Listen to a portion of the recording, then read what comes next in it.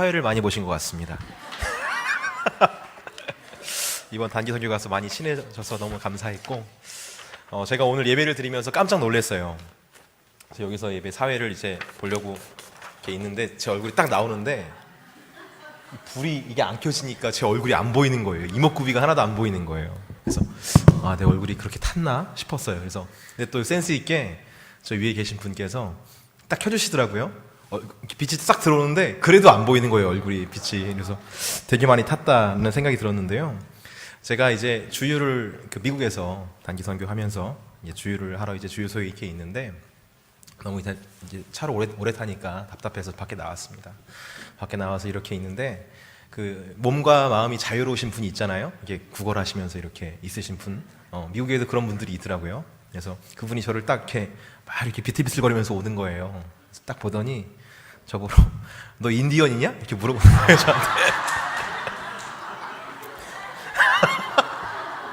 그래서 아니라고 나 코리안이라고 이렇게 얘기했습니다. 그랬더니 막 웃는 거예요. 그래서 그러더니 되게 불쌍하다고 그러면서 자기가 이렇게 구걸하면서 받은 돈이 있잖아요. 그걸 이렇게 저 주는 거예요. 그러면서 막 웃더라고요. 그래서 대표 필요 없다고 막 그러니까 그분하고 실랑이를 한 10분 동안 했어요. 제가 거기서 안 되는 영어를 막 하면서. 어쨌든 굉장히 저한테 뜻깊은 경험을 한 그런 미국 땅이었습니다. 네. 이제 잠깐 제가 오늘 참 어떤 설교를 해야 될까를 고민을 많이 하다가 선교를 갔다 오고 나서 이런 것들을 느끼고 왔습니다를 이야기를 좀 해야 될 것 같아서 주간 예배는 다음 주지만 이번 주에 좀 인트로로 한번 제가 여러분들과 함께 좀 나누고 싶은 이야기가 좀 있었습니다. 그래서 선교지에서 한 선교사님께서 말씀 본문으로 잡은 시편 126편을 가지고 여러분들과 좀 이야기를 나누려고 합니다. 먼저 본문을 좀 한번 살펴보는 시간을 가질게요. 오늘 우리가 읽은 시편 126편은 크게 두 부분으로 나눌 수가 있습니다. 전반부의 부분은 1절에서 3절까지 부분으로 나눌 수 있고 후반부는 4절에서 6절까지로 나눌 수가 있어요. 전반부 1절에서 3절까지는 남유다가 바벨론에게 포로로 끌려갔다가 70여 년 만에 풀려나던 날을 회상하는 장면입니다. 그들은 풀려날 때 그때를 어떻게 회상하고 있나요? 본문에서 보니까 꿈만 같았었다라고 그렇게 회상을 하고 있어요. 다시 말해 그 풀려난 그때에 나는 정말 꿈꾸는 것 같이 너무나 좋았다. 그런 것을 고백하고 있는 것이죠. 남유다가 범죄해서 바벨론에게 포로로 끌려갔을 때에 많은 선지자들, 예레미야나 에스겔, 많은 선지자들이 남유다를 징계하실 하나님에 대해서 계속해서 증거하고 선포했습니다. 하지만 결국 하나님께서 모든 것을 다시 회복시킬 것이다 라는 그 부분까지도 에스겔과 예레미야는 계속해서 이야기를 했었죠. 하지만 그 말씀을 듣던 당시의 이스라엘 백성, 남유다 백성들은 그 선지자들의 말을 믿지 못합니다. 먼저는 우리가 범죄했다 할지라도, 아무리 우리가 범죄했다 할지라도 바벨론이라는 이방 나라를 통해서 하나님께서 우리를 심판하실 리가 없다 라고 그렇게 못을 박아요. 우리가 선민인데 어떻게 이방 민족에게 우리가 심판받냐? 절대 그럴 일은 없다. 오히려 하나님께서 우리를 보호해 주실 것이다 라고 단정을 짓습니다. 그래서 오히려 이방 민족들을 더 무참히 짓밟을 것이다 이렇게 얘기를 하는 거예요. 하지만 결국 선지자들이 예언했던 대로 남유다는 바벨론에게 함락되고 말고 포로로 끌려가는 끔찍한 현실을 맞닥뜨리게 됩니다. 그들의 관념과 그들의 생각과는 다르게 하나님은 당신의 백성들이 죄를 지으면 징계하시기도 하고 심판하시기도 하는 그런 공의로운 하나님이셨던 것이죠. 이런 하나님의 징계를 당하고 있었던 남유다는 정말 처참한 상황까지 치닫고 맙니다. 모든 것들이 무너지고 찢기고 유린당하는 그런 경험을 하죠. 그런데 이런 현실 속에서 남유다 백성들에게 자라나게 된 또 하나의 불신이 있었으니 그것은 바로 하나님께서 우리를 회복시키실 리가 없다라는 그런 불신이 조금씩 자라나기 시작했습니다. 지금의 현실이 너무나 혹독하고 더군다나 당시에 패권을 쥐고 있었던 바벨론이란 대제국이 멸망할 것이라고는 꿈에도 생각하지 못했기 때문에 그들은 자신들이 풀려날 것이라고 감히 상상하지 못했던 것이죠. 스스로 저주받은 인생이라고 생각하고 자신을 크게 비하하는 인생을 살았기에 그들은 하나님께서 자신들을 과연 회복시키실까라고 생각하게 됐던 것입니다.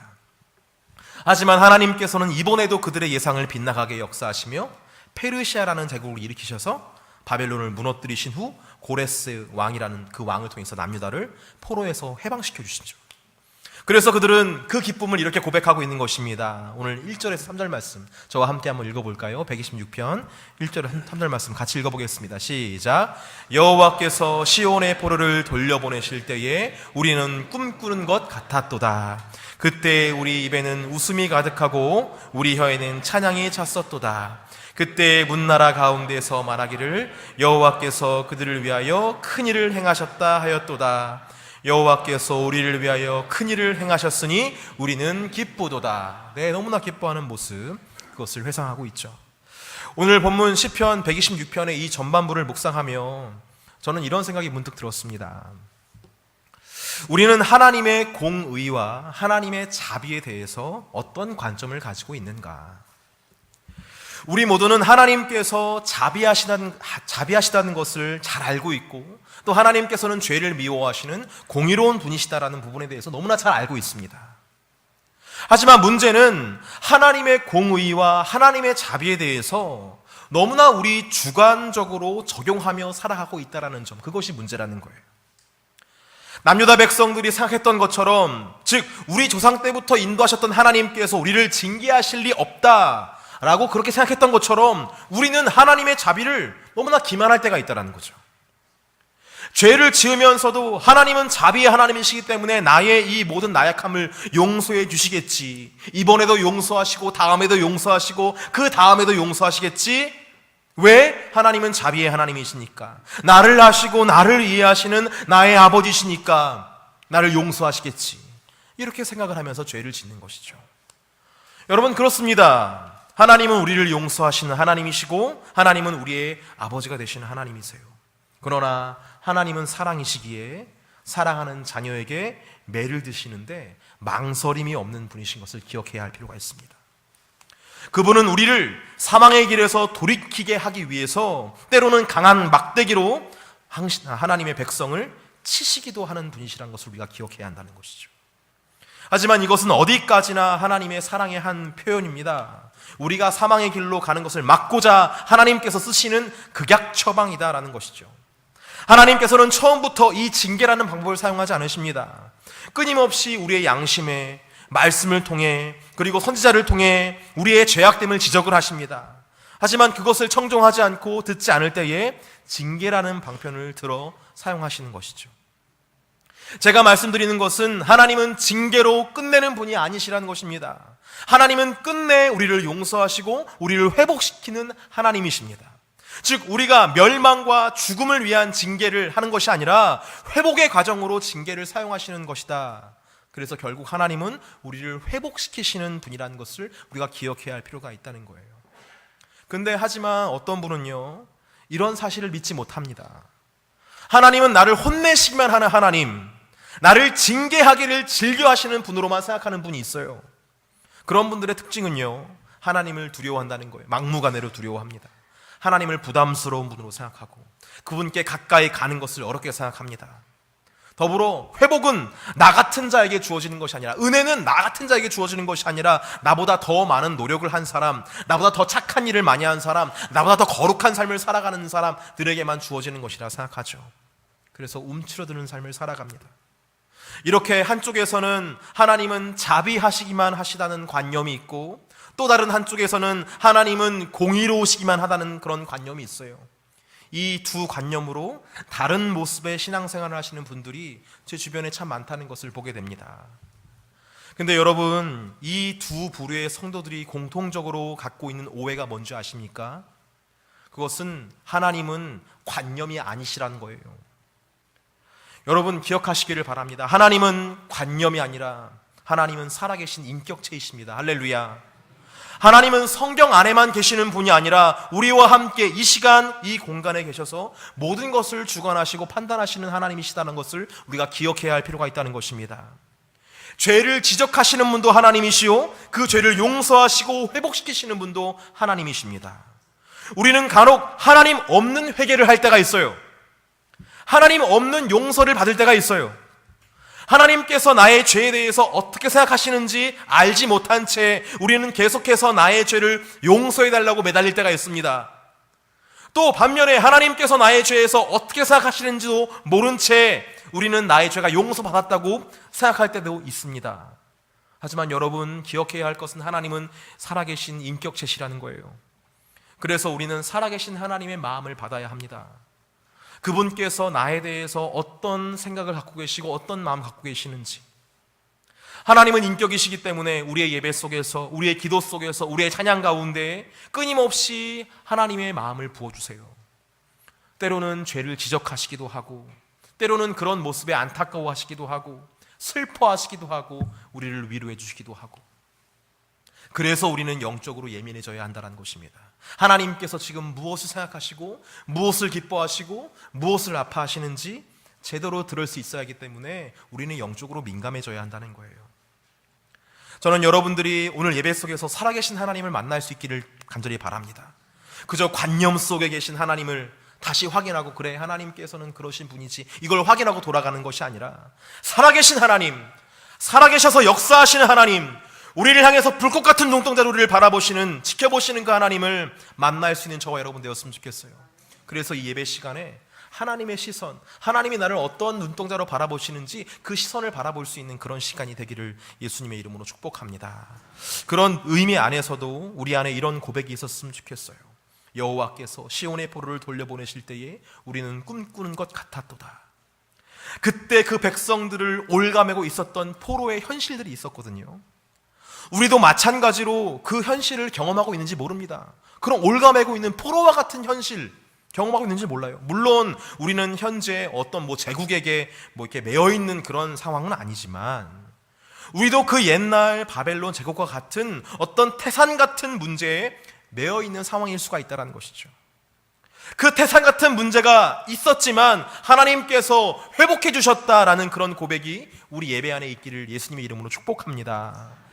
1절에서 3절까지의 내용이 과거에 있었던 포로 해방에 대한 기쁨의 회상이었다면, 4절에서 6절까지는 미처 풀려나지 못한 동포들에 대한 간구하는 장면이 있고요. 그럼에도 끊임없이 역사하실 하나님을 기대하는 것으로 마무리하는 것을 볼 수가 있어요. 우리 4절에서 6절까지의 말씀 한번 같이 읽어보겠습니다. 읽겠습니다. 시작. 여호와여, 우리의 포로를 남방 시내들 같이 돌려보내소서. 눈물을 흘리며 씨를 뿌리는 자는 기쁨으로 거두리로다. 울며 씨를 뿌리러 나가는 자는 반드시 기쁨으로 그 곡식단을 가지고 돌아오리로다. 아멘. 여전히 해결되지 않은 문제예요. 그러니까 나는 돌아왔는데 내 동포는 아직 돌아오지 않은 상황이 있을 수 있다는 거예요. 1차, 2차 있었거든요. 그러니까 나는 돌아왔는데 여전히 해결되지 않는 그런 문제 앞에서 지금 시인은 어떻게 반응하고 있냐는 겁니다. 여러분, 이 시인이 지금 절망하고 있습니까? 아, 나는 돌아왔는데 내 가족은 못 돌아왔다, 절망하고 있습니까? 낙심하고 있나요? 그렇지 않습니다. 여전히 해결되지 않는 문제들에 대해서 시인은 하나님께 믿음과 소망으로 반응하고 있는 것을 보게 돼요. 1절에서 3절까지의 내용을 통해서 시인은 과거에 자신들에게 하신 하나님의 역사를 다시 한번 되새겨 봅니다. 너무나도 꿈만 같았던 그때 그 시절을 생각하는 거예요. 그리고 그때와 변함없이 역사하실 하나님을 믿음으로 바라보면서 앞으로 일어날 일들에 대해서도 담대하게 일어서는 것을 볼 수가 있어요. 절망하고 낙담할 수 있는 그런 순간일 수 있지만, 그래도 시인은 그런 현실에 굴하지 않는 모습을 보게 됩니다. 왜냐하면 하나님은 그때나 지금이나 똑같이 역사하실 것이기 때문에 시인은 절망하지 않는 거예요. 사랑하는 성도 여러분, 하나님은 그때나 지금이나 여전히 동일하신 분이신 것을 기억하시기를 바랍니다. 갈보리 언덕에서 우리를 위해서 십자가에 달려 돌아가심으로 자신의 사랑을 확증하셨던 그 예수님은 그때나 지금이나 동일하게 우리를 사랑하셔서 성령으로 우리 안에 자정하시고 항상 우리와 함께 하신다는 사실을 우리는 기억할 수 있어야 돼요. 우리는 그 사랑을 바라보면서 다시 일어서는 겁니다. 여러분, 우리를 붙잡아 줄 수 있는 것은 다른 것이 아닙니다. 바로 하나님께서 베푸신 이 구원의 역사, 이 어떤 구원의 역사보다도 이 선명한 어떤 미사역구가 필요 없는 이 갈보리 언덕에서 십자가에 자신의 몸을 던지신 예수 그리스도를 바라보면서 우리는 우리를 향하신 하나님의 그 진심을 확인할 수 있어야 돼요. 그래서 그런 사랑을 확인하는 사람은 다시 한번 주님께 나와서 눈물의 씨를 뿌리면서 하나님께 간구를 한다는 것입니다. 주님의 사랑을 신뢰합니다. 주여 저자를 불쌍히 해주셔서 구원하여 주시옵소서 라고 기도하는 가운데에 약속의 말씀이 주어집니다. 그것이 뭡니까? 기쁨으로 단을 거두리로다 라는 그 약속의 말씀, 그 말씀이 우리에게 주어진다는 것이죠. 여러분, 우리는 십자가를 바라보면서 우리의 미래를 소망할 수 있어야 하는 것을 기억하시기를 바랍니다. 이제까지 우리에게 역사하신 하나님을 바라보면서 우리의 미래를 소망으로 바라볼 수 있는 저와 여러분 되기를 예수님의 이름으로 축복합니다. 저는 이 말씀을 아까도 말씀드렸듯이 미국 인디언 선교지에서 들었어요. 현재 인디언 선교는 제가 그냥 여러분 뭉뚱그려서 그냥 이렇게 여러분 쉽게 말씀드릴게요. 크게 세 부분으로 선교가 진행되고 있더라고요. 제1 메사 지역의 임태일 선교사님께서 제1 메사 지역을 섬기고 계시고, 제2 메사 지역이 또 있는데 그 지역에는 박영진 선교사님께서 섬기고 계시고, 제3 메사 지역에는 최기현 선교사님께서 섬기시고 있는 것을 보게 됩니다. 그리고 나바오 원주민들과 그 지역에 있는 다음 세대들을 섬기고 있는 모니카리 선교사님이 더 계셨어요. 더불어서 2달 전부터 합류하셔서 아까 임태일 선교사님 제1메사 지역을 함께 섬기시는 임태일 선교사님 돕기 위해서 박대준 선교사님, 우리 교회에 2달 전에 오셔서 설교하셨었죠. 그분께서 지금 제1메사 교회에서 함께 섬기고 있는 것을 보게 되었습니다. 여러분, 5명의 선교사님들께서 인디언 선교를 담당하시는데 여러분 좀 이렇게 믿음직하지 않습니까? 혼자 하시는 게 아니라 5명이 하니까 뭔가 탄탄해 보이고 준비된 것 같아 보이고 정말 그래 보였어요. 처음에는요, 여러분, 이 지역 이렇게 지금은 5명이시지만 처음에는 고 장두은 선교사님이 혼자 섬기시던 곳이었습니다. 하지만 장두은 선교사님께서 순교하신 다음에 우리 담임 목사님께서 그곳으로 가셔서 7년 동안 사역하시며 거의 2년 만에 그 어렵다던 제이메사 지역 교회를 건축을 하십니다. 담임 목사님께서. 그리고 미션 센터마저 건립하시는 것을 볼 수 있어요. 할렐루야. 여러분, 제가 선교지에 가서 담임 목사님 봤는데 담임 목사님 더 커 보이는 거예요. 이렇게 막 거기서 막 담임 목사님 오신다 하고 개포교회 성도들 온다고 하니까 선교사님들이 엄청 준비를 많이 하시더라고요. 왜냐하면은 이렇게 열심히 해놓으셨던 터전이 기틀 마련을 담임 목사님께서 하셨기 때문에 거기선 거의 영웅이셨습니다. 그래서 여러분들이 담임 목사님을 좀 더 크게 보셨으면 좋겠다라는 생각이 제가 많이 들었었어요. 어쨌든 간에 겉으로 봤을 때는 계속해서 이렇게 성장하고 부흥하고 있는 그런 분위기였어요. 저도 그런 거를 알고 있었기 때문에 솔직히 처음에 그래서 부목사가 한 명 가야 될 필요가 있을까라는 생각을 제가 했던 겁니다. 가면 굉장히 좋은 것만 보게 될 텐데 이건 우리 성도들만 가도 되지 않나? 나는 좀 여기 남아서 지금 이렇게 좀 잘 이렇게 해야 되지 않나? 이런 생각을 제가 가지고 있었던 것이 사실이었어요. 솔직한 심정이었어요. 거기다 여러분, 거기가 어딥니까? 무슨 뭐 동남아나 어려운 나라, 뭐 아프리카 이런 데가 아니라 미국이잖아요. 미국. 무슨 큰 문제가 그들에게 있었을까? 그런 생각이 저한테 있었습니다. 그래서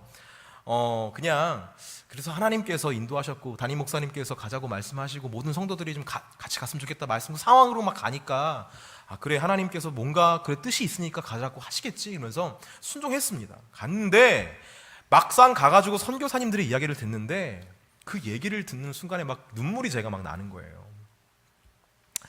제3메사 교회에 섬기시는 최기현 선교사님께서 내놓은 기도 제목을 제가 요약해서 말씀드려 볼게요. 제3메사 교회에서 사역을 하시는데 호피 원주민 중고등부 유스라고 이제 표현하는데 중고등부 아이들을 섬기신대요. 근데 아이들이 어렸을 때는 곧잘 따라왔는데 사춘기가 지나면서 교회에 나오질 않는다는 겁니다.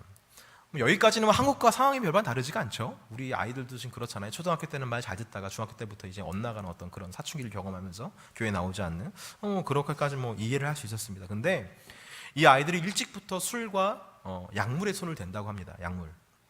왜냐하면 호피 원주민들은 모든 가정에 반드시 한 명씩은 알코올 중독자가 있다라는 거예요. 호피 원주민 가정은 100% 알코올 중독자가 있다는 말도 하는데요. 다 맞대요, 진짜. 모든 가정마다 한 명씩은 다 알코올릭이래요. 다 있대요. 그러니까 어른들이 그런 삶을 살아가니까 자라나는 아이들도 그런 것을 배우는 겁니다. 그러니까 자연스럽게 다음 세대들도 그런 안 좋은 습관이 들어서 어려서부터 술을 먹고 어려서부터 약물을 이렇게 배우는 거죠. 그런데 그 아이 중에 하나가 자신의 삶의 회의를 느껴서 친구들과 술하고 약물을 먹은 다음에 손목을 확 거버린 거예요.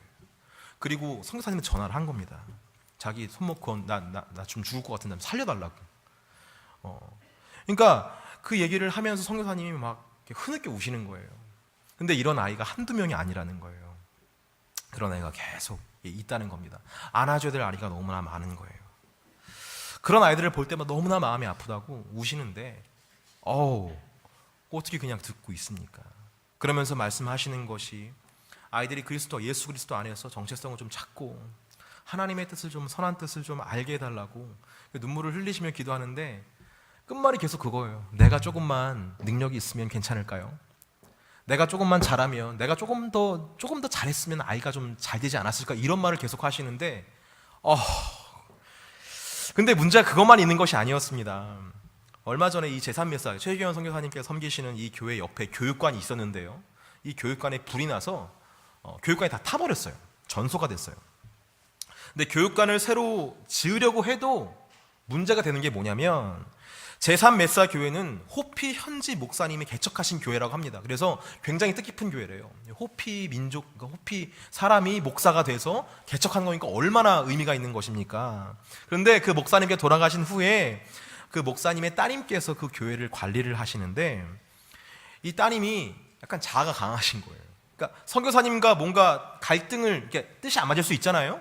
뜻이 안 맞을 수 있으면은 양보를 하던가 대화를 하던가 이렇게 풀어가야 되는데 마음에 안 들면 그냥 문을 잠가버리는 거예요. 문을 잠가버리고 여행 떠나버리는 거예요.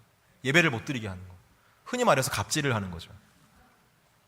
근데 그런 부지에다가 또 교육관이 무너졌다고 또 지어버리면 어떻게 되겠습니까? 이게 나중에 이거를 뭐 자기 마음대로 또 할 수도 있으니까 함부로 교회 건축을 못 하는 거예요. 근데 그것만 문제가 되는 것이 아니라 그 이제 호피 같은 경우는 목의 혈통으로 이렇게 이어진다고 합니다. 그러니까 딸에게 이렇게 유산이 넘겨지는 거예요. 딸에게. 그래서 살다가 부인이 남편의 짐을 문 밖으로 내놓으면 남편은 나가야 된대요. 그런 게 호피 민족이라고 이렇게 얘기를 하시더라고요. 그래서 목의 중심이기 때문에 그 이제 목사님의 딸이 지금 그 교회 부지를 관리하고 있잖아요.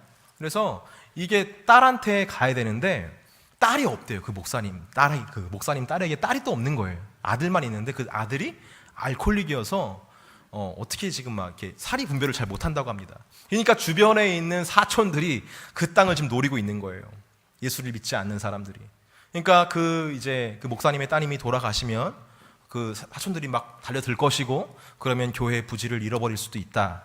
그런 얘기를 하시면서 고개를 푹 숙이시면서 얘기를 하시는데 마음이 너무 먹먹한 거예요. 이게 제3메사 교회의 이야기입니다. 여러분, 근데 제3메사 교회 위해서 기도해야 되지 않겠습니까? 근데 이 제3메사 교회만 문제가 있는 것이 아니라 제2메사 교회도 문제가 있었어요. 제2메사 교회는 제가 봤을 땐 좀 더 심각한 문제입니다. 뭐냐면 제2메사 교회는 교회 건물이 있었어요. 그런데 얼마 전에 그 교회 건물에서 쫓겨났다는 거예요. 제1, 2, 3메사 지역 중에서 제2메사가 가장 보수적이고 가장 종교적인 분위기인데 종교적인 분위기가 강한데 그 교회 부지를 소유했던 사람이 죽자 우리 상식으로는 좀 이해가 안 되는데 그걸 뺏어버린 거예요. 종교 지도자들이 거기 이제 그 종교 지도자들이 뺏어서 너 여기서 예배드리지 말아라, 나가라. 근데 우리 상식으로는 뭐 권리, 뭐 대장, 뭐 이렇게 뭐 등기 뭐 이런 거 띄면 되는 거잖아요. 근데 거긴 그런 게 없대요. 그런 게 없대요. 그래서 나가라니까 나갈 수밖에 없고 만약에 거기다 대들면은 너 레저베이션 나가라 이렇게 얘기를 하기 때문에 대들 수도 없는 상황이라고 합니다. 그래서 제2메사 지역에서 목회하시던 박영진 목사님은 지금 집에서 지금 예배를 드리고 있는 거예요. 지혜들을 집에서 초대를 해서 집에서 지금 예배를 드리는 겁니다. 근데 여러분 아시는지 모르겠지만 제가 아까 전에 잠깐 얘기했는데 제2메사 지역 교회를 누가 건축하신지 아십니까? 담임 목사님께서 그 교회를 건축하셨어요. 아까 말씀드린 대로 제2메사 지역은 워낙 보수적이고 종교적인 지역이라 담임 목사님께서 교회를 건축하실 그 당시에도 엄청나게 핍박과 탄압이 많았답니다. 그러니까 죽이겠다, 너 목숨 내가 너 죽여버리겠다 이런 어떤 협박은 뭐 매일매일 있었대요. 그래서 너무나 그게 걱정이 돼서 사모님 같은 경우는 계속해서 망을 보면서 염려가 돼서 망을 보면서 교회 건축하는 가운데 우리 김부영 사모님께서 망을 보시고 담임 목사님은 몰래 그리고 교회 건축을 하시고 그렇게 피땀 어리게 교회를 건축했는데 결국 잘 완성됐는데 지금에 와서 종교 지도자들에게 그 부지를 내주게 됐다라는 소식을 저는 거기서 들었어요. 다른 지역보다 더 보수적이고 종교적인 분위기 때문에 선교사님이 어떻게 하실 수가 없는 거예요. 선교사님이 잘못하신 게 아니라는 겁니다. 그 지역에 그렇게 굉장히 센 지역인 거예요. 여러분 제2메사 지역과 교회를 위해서 기도해야 되지 않겠습니까? 그럼 제1메사 교회, 1메사 임태일 선교사님 계신 교회 거기는 어땠을까요? 아주 탄탄했습니다. 거긴 선교사님께서 굉장히 사역을 잘하셨기 때문에 정말 탄탄하게 사역을 잘하셨는데 이 임태일 선교사님이 그분들을 다 불러오신 거예요. 이렇게 모니카리 선교사님도 그렇고 다 이렇게 해서 다 이렇게 거늘고 계시기 때문에 그들의 문제를 다 담당하시고 있는 거예요. 그러니까 이 제2메사 교회의 문제, 제3메사 교회의 문제, 얼마 전에 생숙교회 어떤 세금도 뭐 6,000불인가? 그 정도의 어떤 그 세금 맞아서 그것도 해결하시고 막 이런저런 문제를 다 끌어안으시고 해결하시는데 머리가 너무 아프실 것 같아 보였어요. 저희들하고 있을 때는 전혀 그런 내색을 하지 않으셨는데 근데 여러분 이것은 그분들이 겪고 있는 상황적인 문제예요. 상황적인 문제. 근데 선교사님들은 이런 상황적인 어려움을 넘어서 호피 원주민들이 빠져있는 지독한 그 어둠과 지금 싸우고 있었다는 것을 제가 보게 되었어요. 알코올 중독, 그 다음에 자살하는 어떤 그런 분위기, 우울증, 이게 뭐 여기에서 일어나는 어떤 그런 것들과는 차원이 다른 어떤 그 어둠이 쫙 깔려있는 어떤 그 땅의 어떤 분위기들, 그리고 백인과 기독교를 향한 그 막 분노, 이 모든 것들을 끌어안아 주시면서 어렵게 생각하고 있는 그분들의 이야기를 들으면서 와, 도대체 어떻게 해야 될까? 소위 말해서 동남아 지역은 사탕 들고 나가고 콜라 하나 주면요 사람들이 막 엄청 모입니다. 쫙 모여요. 그래서 막 그러면 또 얘기할 수 있고 또 그렇게 사람을 모을 수 있는데 여긴 미국 땅이잖아요. 그런 거 준다고 옵니까? 안 와요. 오지 않습니다. 미국의 원주민이지만 백인들에게, 그것도 기독교인들에게 자신들의 터전을 빼앗겼다고 생각하는 그 호피 원주민들을 향해서 할 수 있는 것이 무엇이 있을까? 자신들이 원래 주인이지만 지금은 아무것도 할 수 없다는 이 현실을 저주하며 밤낮으로 술에 쩔어 사는 사람들에게 무엇을 할 수 있을까? 이런 그들에게 강압적으로 술을 금했다고 합니다. 그런데 암암리에 또 술을 만들어서 판대요, 서로가.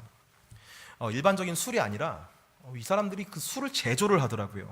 알아보니까 일반적인 술에다가 공업용 알코올을 섞고 거기다 여러분 청소용 락스 있잖아요. 그것을 잠깐 섞고 그리고 거기다 유리를 이렇게 빻아가지고 갈아가지고 고운 가루를 만들어서 거기에 넣는 거예요. 그래서 한 잔 마시면 그게 그렇게 맛이 막 환상적이라는 거예요. 막 이렇게 막 된다고 막 얘기를 하시더라고요. 뭐 저는 먹어본 적이 없어가지고 모르겠는데. 그런 알코올에 중독되어 가는 사람들의 모습을 보면서 선교사님들이 계속해서 얘기하시는 어떤 부분들, 내가 어떻게 해야 될까요? 여기서 무엇을 해야 될까요? 하루에도 수십 번씩 그 질문에 빠져 살아간다는 거예요. 선교사님들의 이야기를 들으면서 정말 가슴이 먹먹했습니다.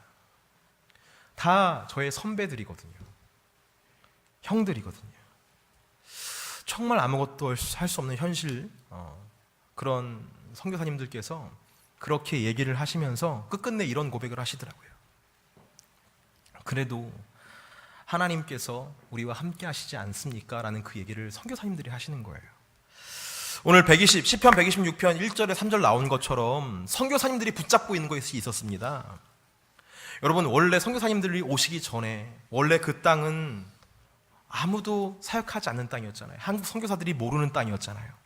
근데 고 장두훈 선교사님을 통해서 그 땅에 한국 선교사들이 오게 됐고, 우리 담임 목사님, 우리 임태일 선교사님, 최기현 선교사님, 박용진 선교사님, 모니카리 선교사님, 박대준 선교사님까지 하나님께서는 끊임없이 선교사님들을 그 땅에 보내셔서 더 많은 사람들을 섬기게 하셨다라는 그런 과거의 기억을 갖고 있는 거예요. 지금의 현실을 봤을 때는 위태위태한 듯 보였지만 이것은 지금만 위태위태했던 것이 아니라 과거에도 위태위태했었다라는 거죠. 과거 장도연 선교사님, 여러분 어떻게 됐습니까? 위태했던 그곳에서 순교하시지 않았어요? 과거 그렇게 어려웠던 현실 속에서 우리 담임 목사님 어떻게 하셨습니까? 그 제2 메사 교회에서 교회를 건축하고 말하셨잖아요. 임태성 교사님 오셔서 교회 건축도 했어요. 어려운 상황에서도 같은 어려운 상황이었는데 그 그 상황에서 교회를 건축하셨다는 거예요. 그러니까 선교가 포기되고 교회 건축이 포기되고 그런 상황이 아니라 하나님의 은혜 안에서 차근차근 일이 진행됐었다라는 것을 선교사님들이 기억을 하고 계시는 거예요. 그러면서 과거에도 그렇게 하나님께서 역사하셨는데 지금은 역사하지 않겠습니까?